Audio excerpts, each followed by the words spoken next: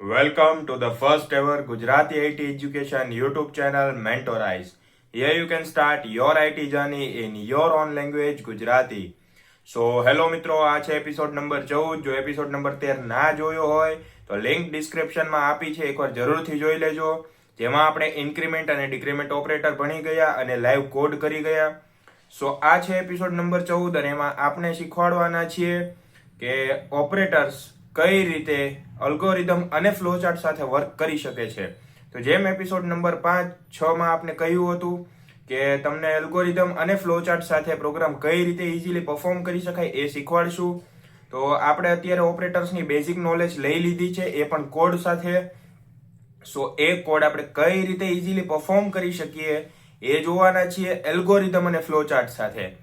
તો video start કરતા પહેલા જો વિડીયો ન લાઈક કર્યો હોય તો લાઈક કરી દેજો, ચેનલને સબસ્ક્રાઇબ કરી દેજો અને આ વિડીયો તમારા બાકી બધા મિત્રોને શેર કરી દેજો. તો ચાલો સ્ટાર્ટ કરીએ વિડીયો. સો મેં તમને કહ્યું હતું એમ કે આપણે કોડિંગ, એલ્ગોરિધમ અને ફ્લોચાર્ટની મદદથી શીખવાના છીએ. તો એ કઈ રીતે સરળ બની શકે છે એ પણ હું તમને આજે દેખાડીશ, એ પણ લાઈવ.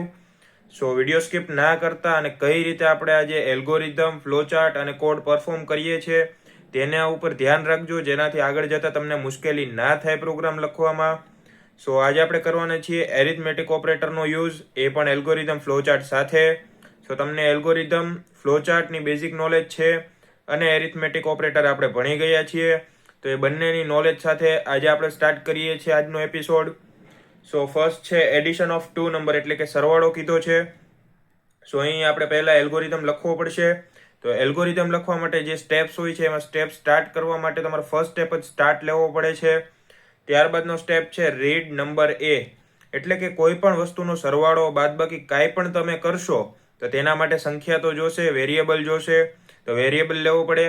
જેમ આપણે લીધો રીડ નંબર એ, તો એ નામનો ઇન્ટીજર લીધો, વેરિયેબલ લીધો. ત્યારબાદ લીધો ઇન્ટીજર બી, એટલે કે રીડ નંબર બી, એટલે બી લીધો. તો એ બી લીધો, એને વેલ્યુ અપાઈ ગઈ. વેલ્યુ આપ્યા બાદ હવે શું કરવાનું? વેલ્યુ છે આપણી પાસે વેરિયેબલ થઈ ગયા. હવે સરવાળો કરવાનો હોય તો તેનો નેક્સ્ટ સ્ટેપ શું છે? તો સરવાળો છે તો અહીંયા લખ્યું સમ ઇક્વલ્સ ટુ એ પ્લસ બી.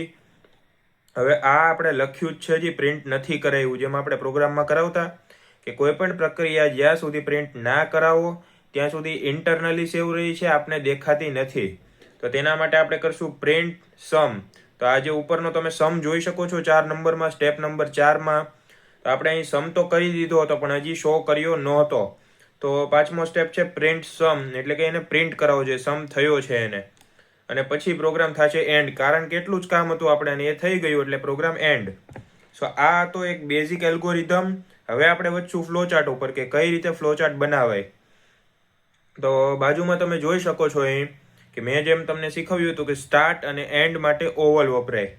તો અહીં તમે જોઈ શકો છો આ સ્ટાર્ટ માટે ઓવલ છે અને અહીં સ્ટેન્ડ માટે ઓવેલ છે.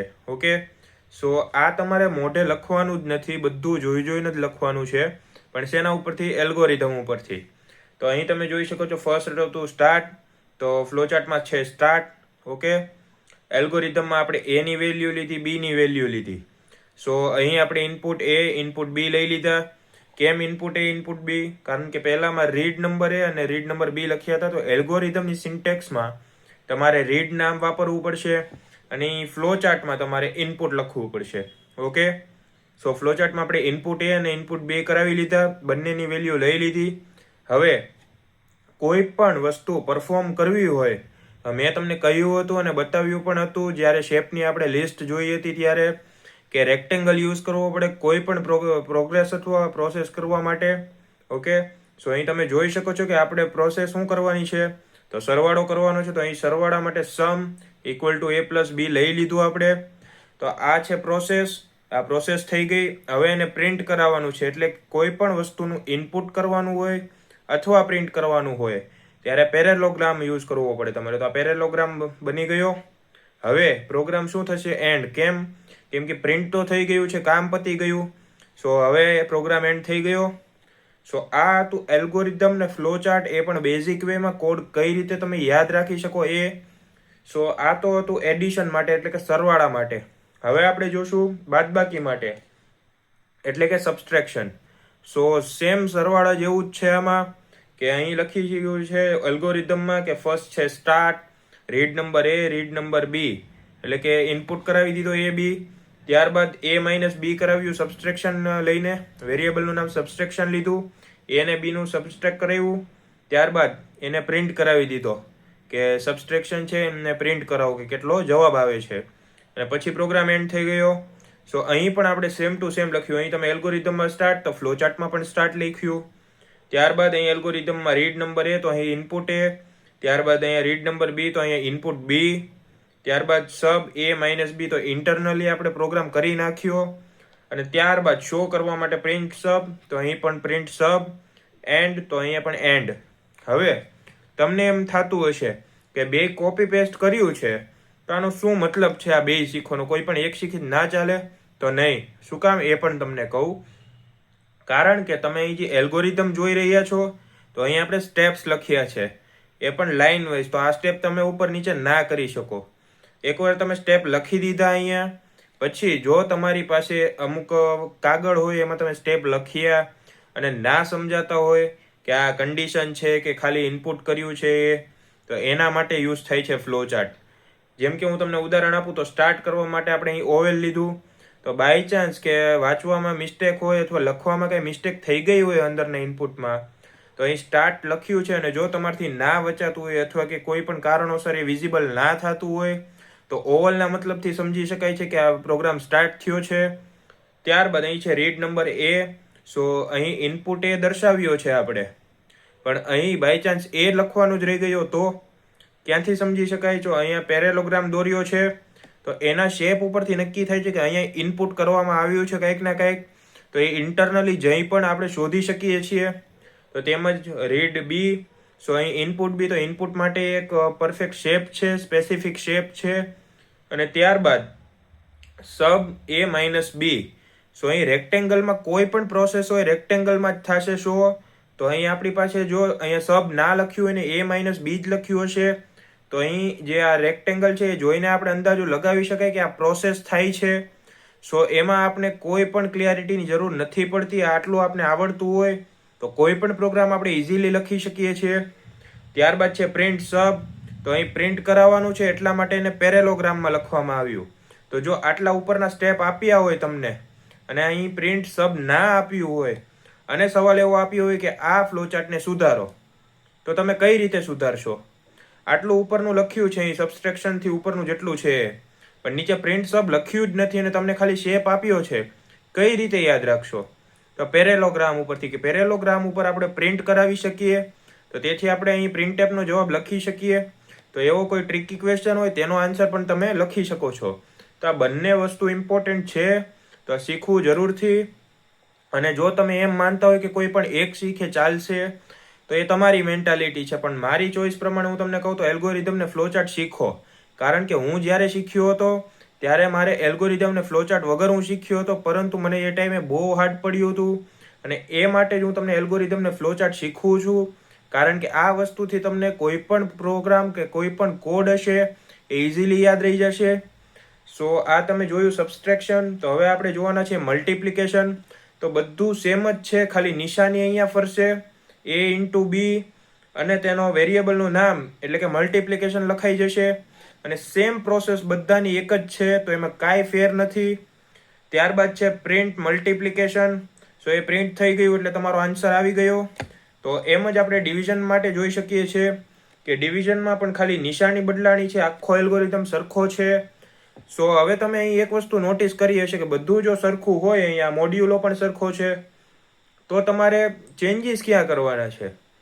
ચેન્જીસ ક્યાંય નથી કરવાના. પણ બાય ચાન્સ જો તમે કોઈ પ્રોજેક્ટ કરતા હો અને આ એલ્ગોરિધમને ફ્લોચાર્ટ લખ્યો છે તો પ્રોજેક્ટમાં કોઈ સિમિલર કે મિનિમમ પણ જો ચેન્જીસ થતા હોય અને એ તમારે કરવા હોય તો તમારે કેટલો ચેન્જ કરવો પડે? અહીં જો એલ્ગોરિધમ હોય બધું સેમ છે ને તમારે ખાલી વચ્ચેથી બધું ચેન્જ કરવું છે, તો અહીંયા નિશાની ચેન્જ કરો, આવી ગયું, કાંઈ પ્રોબ્લેમ નથી.